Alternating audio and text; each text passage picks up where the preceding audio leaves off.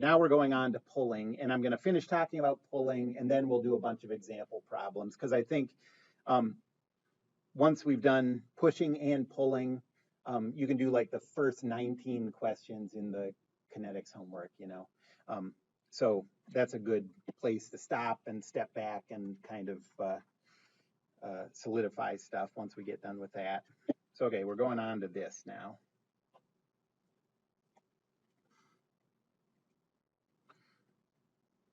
So pulling contact force. I think the easiest way to think of what is a pulling contact force is, well, the way I talked about a pushing contact force was like it was a force that prevented two objects from merging, you know. It's the force that gives things its own space. Pulling prevents something from escaping. But I think there's an easier way to think about it than that.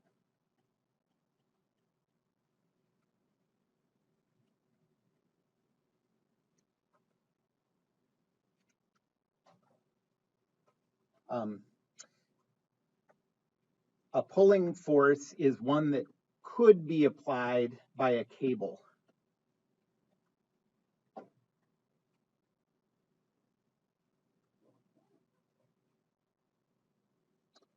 So if you try to push on something with a string, the string is just going to compress and you won't get any, much at least, force depending on how thick it is. You know, to us, cables and strings can't apply any pushing force mathematically. That's how we treat them. So if you imagine this force, this contact force being replaced by a string or a cable, and everything still works the way it did originally, then that's a pulling force. If you imagine that, and what would happen is that the string would just compress and no force would be applied, then that's a pushing force. And so to figure out the direction of this force,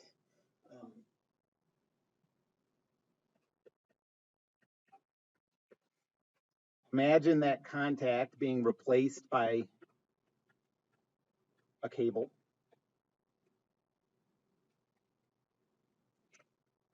Most of the time, it actually will be a cable that's applying this force.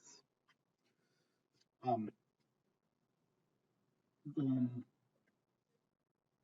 force direction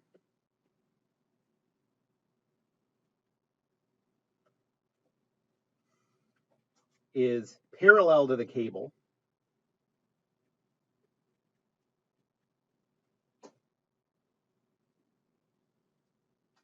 And second, away from the chosen body.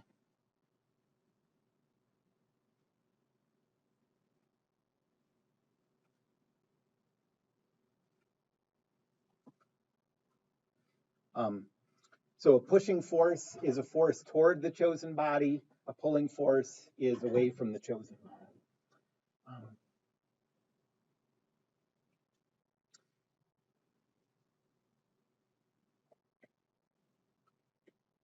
We're going to do a lot of problems. So we're going to do a lot of problems that have objects that are rolling or sliding along surfaces, and those surfaces can be at angles or flat or walls or whatever. So here's a general strategy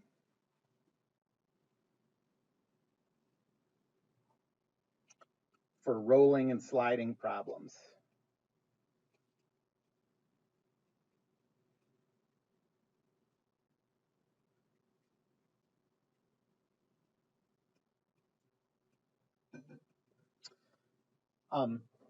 Choose a coordinate system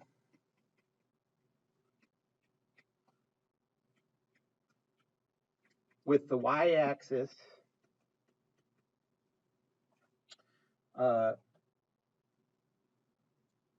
straight out of the surface.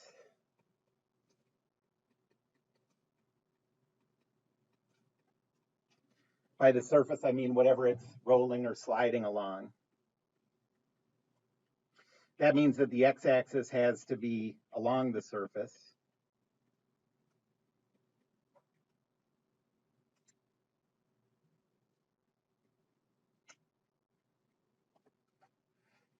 And one of the big benefits of this, we'll see a few benefits as we go on, but one is that means that the acceleration is always going to have only an x component. So the acceleration vector only has an x component.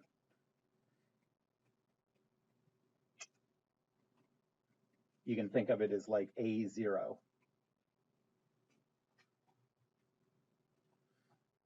And in the math, you can always assume that it's in the positive x direction. The math will tell you the sign if you don't know any more about it. Okay, so let's do some examples.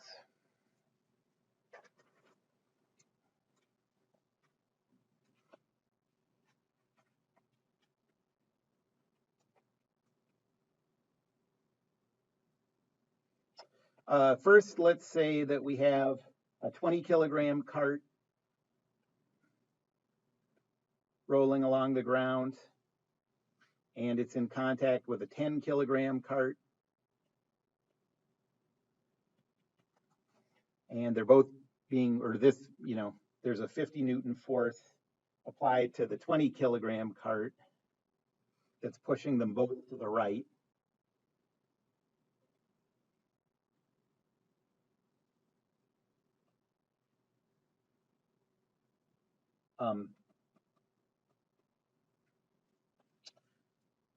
What's the force vector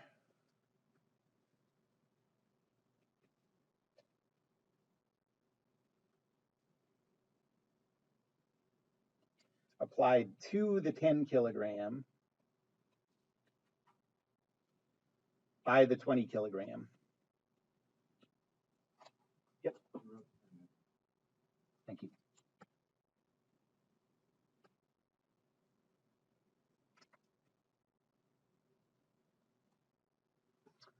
Okay.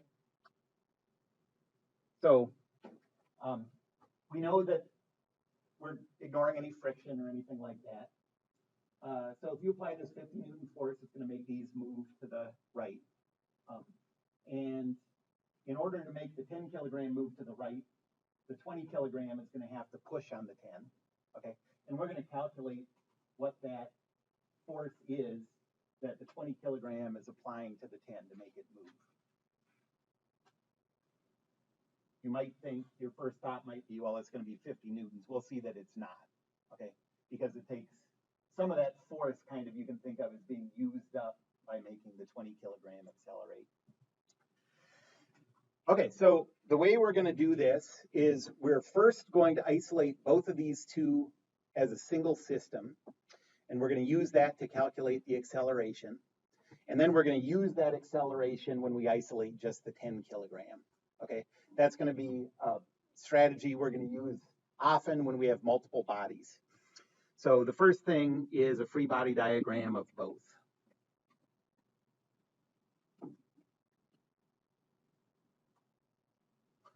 And we're going to do this to find the acceleration vector. Well, the strategy that I just gave above for rolling and sliding problems is that the y-axis goes straight perpendicularly out of the surface. So if you're talking about rolling or sliding along a horizontal surface, this ends up just being the coordinate system that we're most used to. There's the x-axis, there's the y-axis. Okay. A free body diagram of both of these. So here's the outline.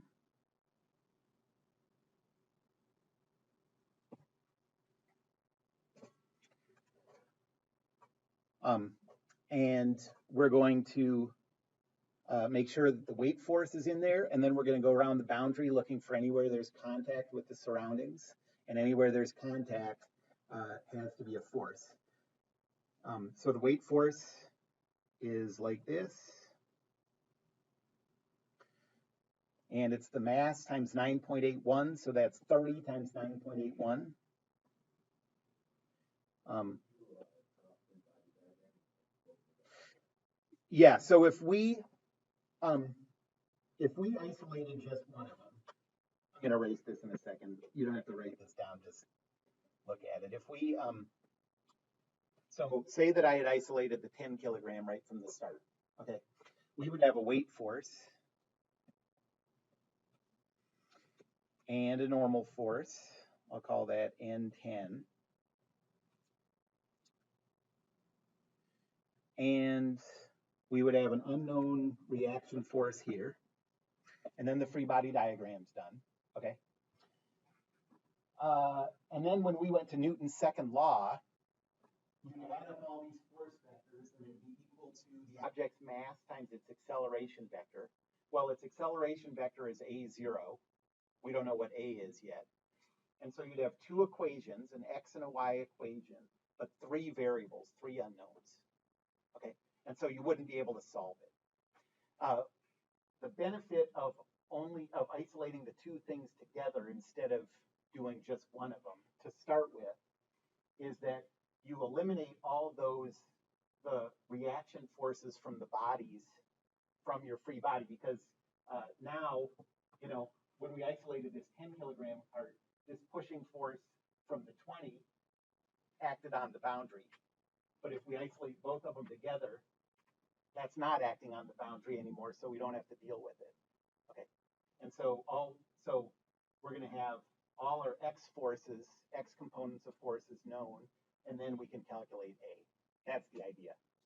So when you don't know that acceleration, you can always isolate the two things to solve for the acceleration, or all of them if you have more than two.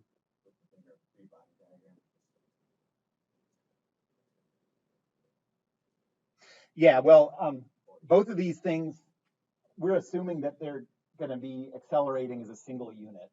We're not talking about them bouncing off each other or anything. And so if we can calculate the acceleration for both of them together, then we can use that acceleration when we isolate the single item. Okay, so the force vector is 30 times 9.81. That's the weight acting down. There's contact at all of the wheels. I'm going to lump these all together. So I'll call this N total, the total normal force. Go around. There's no forces anywhere here. We don't have those internal forces because those are happening inside our outline. I was saying that the main benefit of drawing a free body diagram is being very clear to yourself about the boundary between what's inside and what's outside. And all we care about is the forces applied to the stuff on the inside by the outside. So we don't care about the inside applying forces to the inside. Okay. Keep going around and eventually you get to that 50 Newton force. And that's it. And so now Newton's second law, we have the force vector 50, 0. We have the weight force 0, 294.3, negative. N total is in the positive y direction, so that's 0 N total.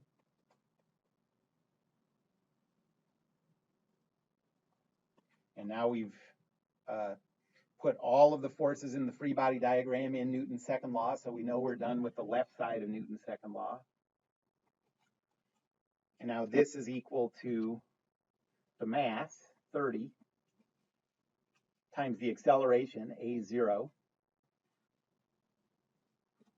Okay. There's two equations.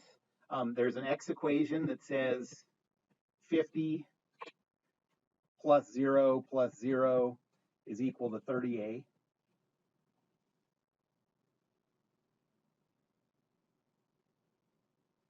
And so this tells us that a is equal to 1.6 repeating meters per second squared.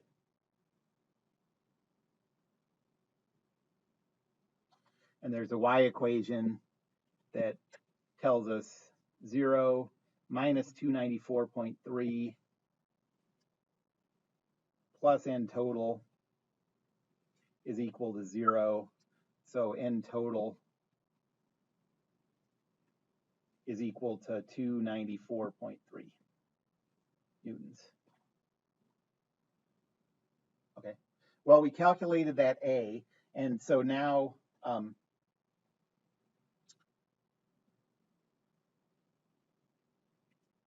get the acceleration vector, we're just going to plug that A back into what we already figured out was going to be our acceleration vector, A0, right? We already figured that out. We had to figure it out to put it in Newton's second law. So we knew this was the acceleration vector of these two parts. We just didn't know what the value of A, that variable A, was. Now we know. So the acceleration vector is equal to 1.6 repeating in the x direction, 0 in the y direction. Or another way you can think of that is that's 1.6 repeating, our positive x direction was to the right. So that's an acceleration vector this way with a magnitude of 1.6 repeating meters per second squared. Okay. So that's the way that those two things are accelerating.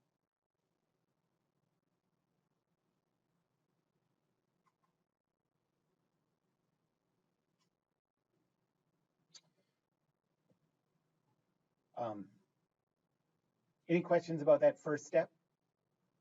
So now we're going to isolate the 10 kilogram cart and figure out the force that's being applied to it by the 20. So now a free body diagram of the 10.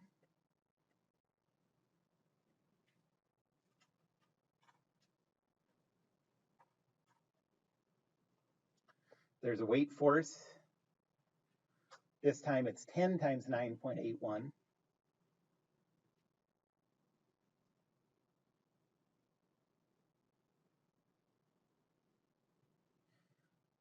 There's a pushing force from the ground to the wheels.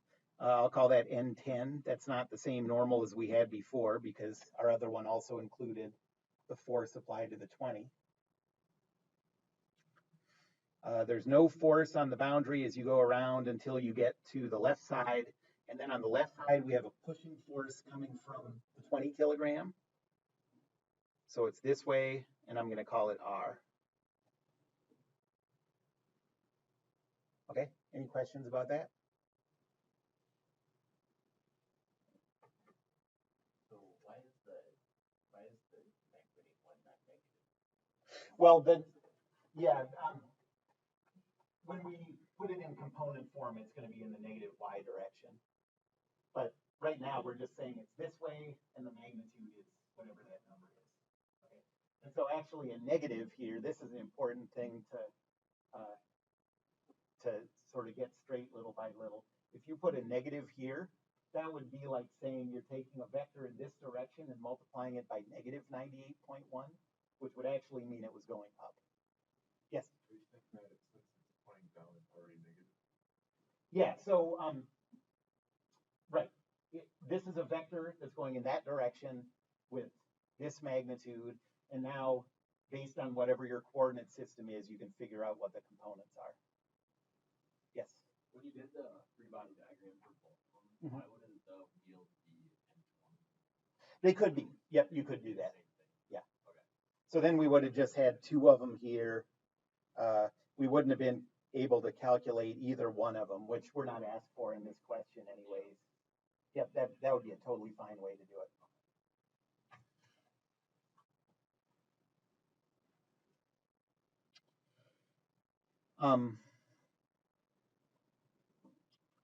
So now we got the free body diagram. Go to Newton's second law.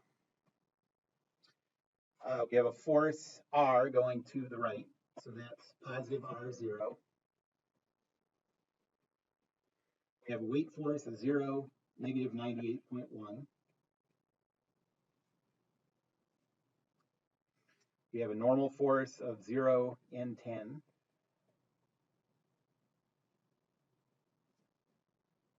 That's all the forces. And these are equal to the mass times the acceleration vector. And this is the acceleration vector. We figured that out in the first step. So multiply this times 1.6 repeating, 0. And now we have two equations again. The x equation says r plus 0 is equal to 16.6 repeating. And so r is equal to 16.6 repeating.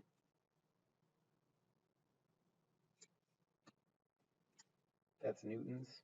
And then the y equation says 0 minus 98.1 plus N10 is equal to 0.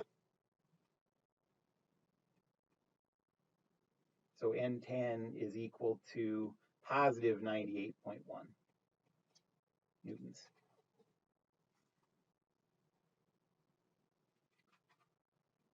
Okay, so what is the force vector that's applied to the 10 kilogram by the 20? We figured out the magnitude.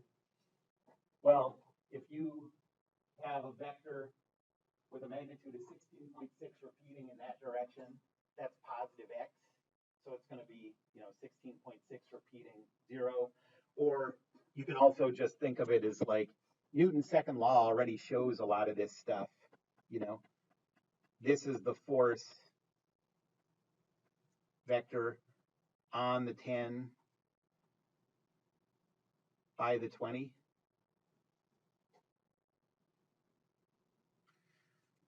This is the force vector on the 10 by the ground.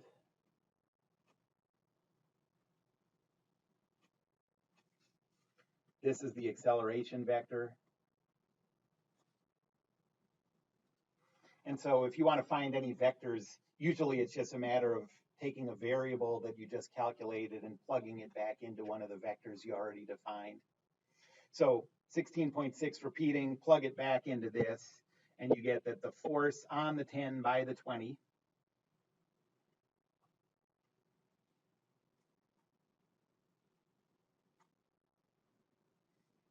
is equal to positive 16.6 repeating 0. Or, that's in the positive x direction. So another way to think of that is this way, 16.6 repeating.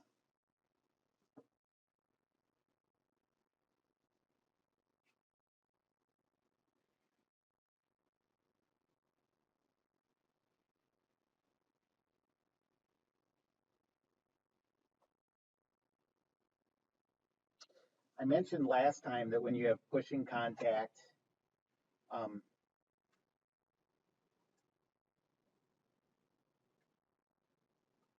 like if we're calculating the force on the 10 by the 20, we just figured out that it's 16.6 repeating that way. What do we know about the force on the 20 by the 10 when you have these contact pairs? Yep. It's going to be the opposite direction, same magnitude. Yep. And we could actually calculate that now if we could figure out that that's true by isolating the 20, going through the same steps. We'd see that we got a pushing contact, the pushing force from the 10 that was 16.6 repeating, just going the other direction.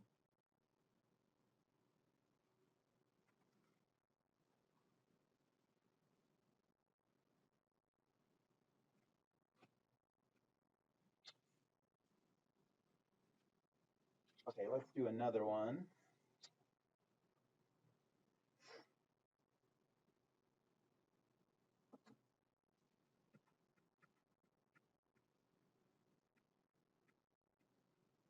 So let's do two rolling carts again. So let's say we have a 15 kilogram cart on the left and a 20 kilogram cart on the right.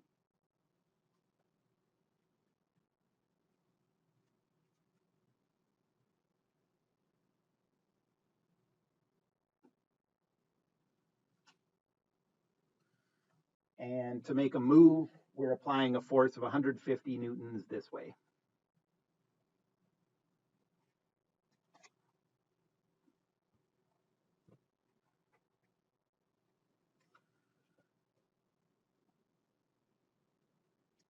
And let's say we want to know what's the force vector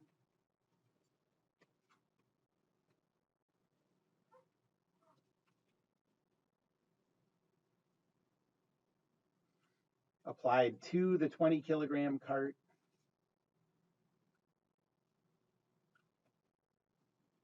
by the cable that connects those two.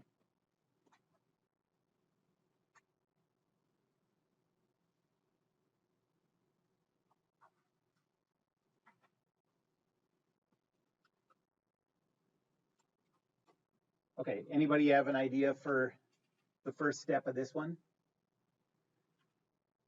What are we going to isolate first?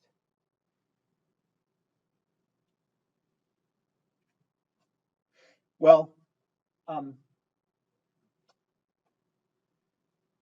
so first of all, if we're trying to figure out a force vector applied to the 20 kilogram cart, you might think isolate the 20 kilogram cart and you see what you can solve. But we would have the same problem that we had in the last problem if we would have jumped right into calculating, doing things for the 10 kilogram. So what we're going to do is isolate the whole thing as a system, same as last time, calculate the acceleration vector, and then use that acceleration vector to figure out the force on the 20. Okay.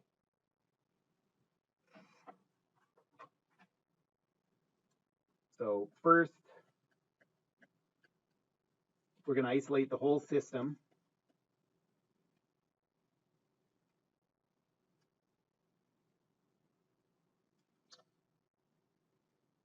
To find the acceleration vector. Okay, so a free body diagram of both of these.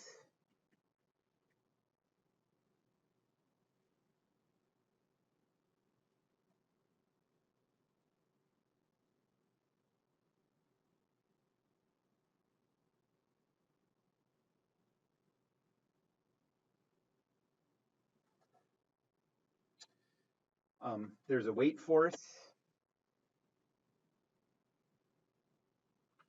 that's 35 times 9.81.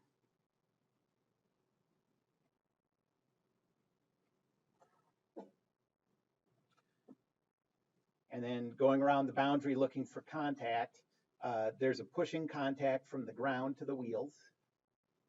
I'm going to lump it all together and call it N total. Like was suggested before, we could also do it as two different ones that we call N15 and N20, and they just add up to be this N total.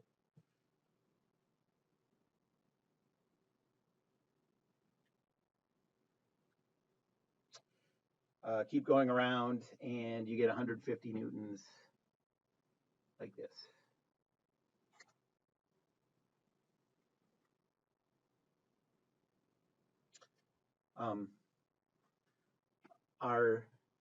This is a flat ground, so our coordinate system is going to have y up, x to the right.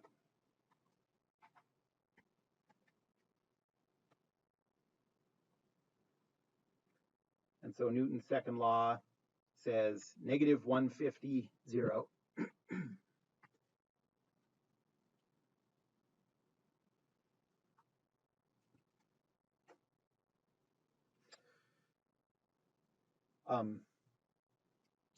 Plus 0. Let's see if I have that.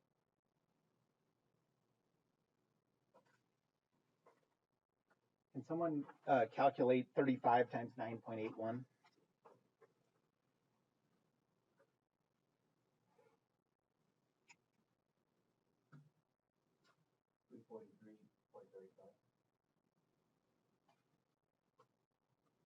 Okay. And then we have that normal force 0 n total. That's all the forces in the free body diagram.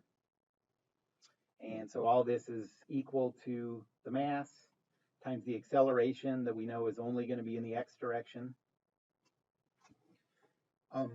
Which way are these two carts going to accelerate?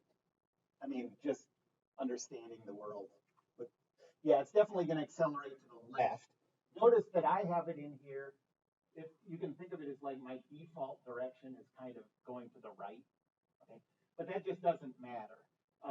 That negative sign is going to come out in the calculation, so you never have to make assumptions about that. Okay. But yes, when we get our answer, we know that that A value is going to come out negative. We can just see that from looking at the problem. All right, so the x equation says negative 150 plus 0 is equal to 35a. So what do you get for a? Can someone calculate that? Negative 4.29 meters per second squared. The y equation says negative 343.35 plus n total is equal to 0. So n total is equal to positive 343.35.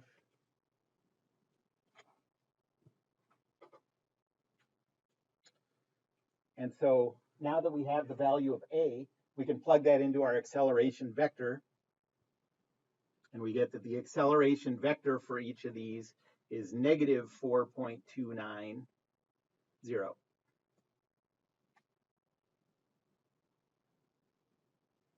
Or in other words, it's in the negative x direction with a magnitude of 4.29.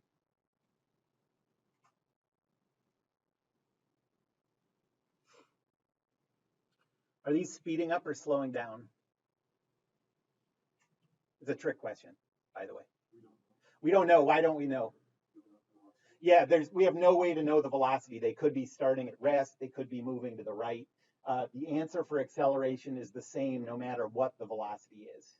Okay, we're going to see that when we start talking about friction, that'll be a different story. But for now, velocity is just irrelevant for these calculations.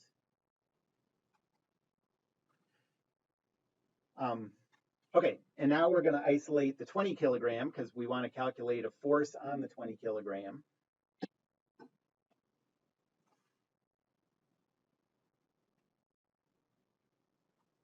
So a free body diagram of the 20.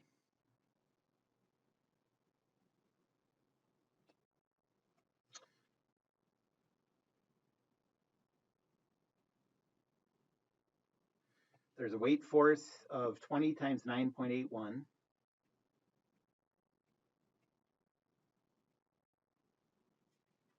There's a pushing contact from the ground that I'll call N20.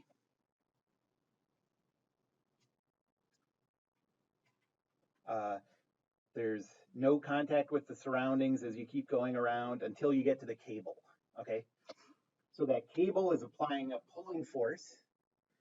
That means that this force is parallel to the cable, away from the body.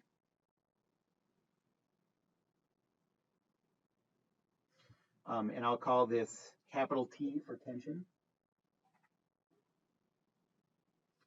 And now Newton's second law. We have the pulling force, negative T0. Weight force, 0, negative 196.2.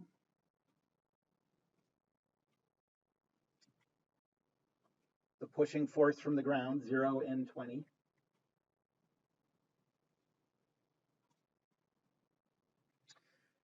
And all those, if you add them up, is equal to the mass of the chosen body times its acceleration vector, which we know now.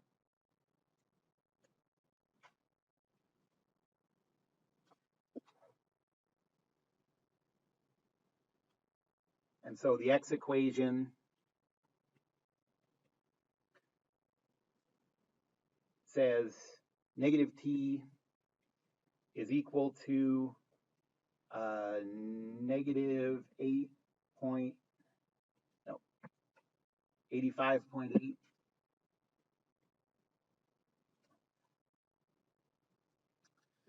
And so T is equal to 85.8 newtons.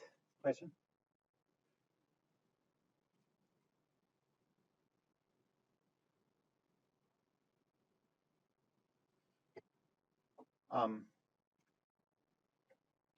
And then the y equation says negative 196.2 plus n20 is equal to 0. So n20 is equal to 196.2. All right, well, what we're looking for is the force vector that the cable applies to this body.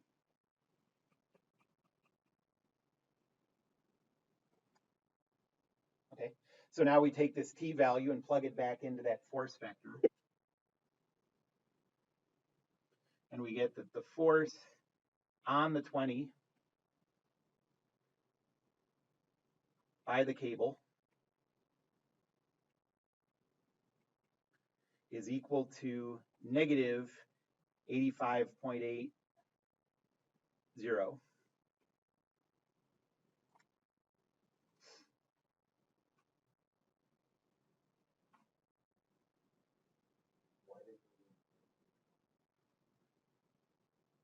We didn't have to. I just wrote out both equations, solved for it. But yes, you could skip that step because it didn't ask for it. Any other questions? Okay.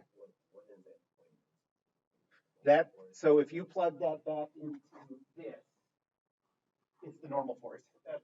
And it's the force vector applied to the 20 kilogram cart by the ground.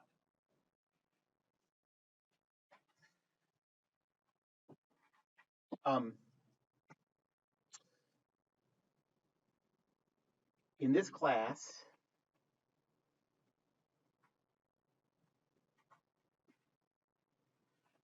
we'll always assume that cables are weightless.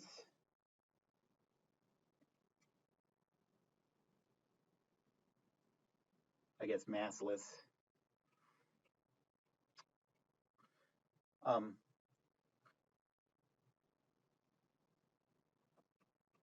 That means that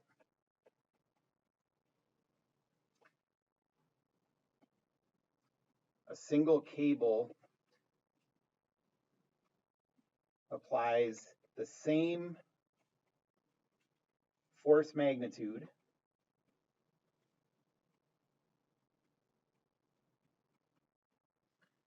and the force magnitude is called the tension.